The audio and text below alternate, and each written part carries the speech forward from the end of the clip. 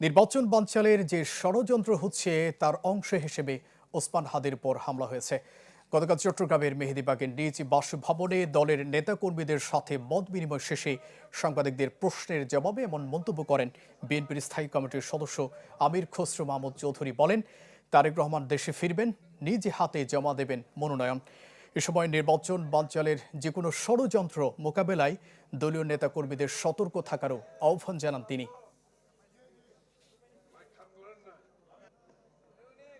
এই নির্বাচন না হওয়ার জন্য এতদিন ষড়যন্ত্র চলছে, এটা অব্যাহত থাকবে। বাংলাদেশের মানুষ প্রতিহত করবে। 12 ফেব্রুয়ারি নির্বাচন হবে।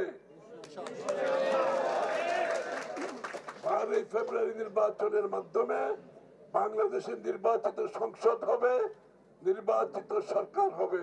তারেক রহমান সাহেব বাংলাদেশে অবশ্যই খুব দ্রুত ফিরবেন এবং উনি নিজ হাতে ওনার মনোনয়ন জমা দেবেন।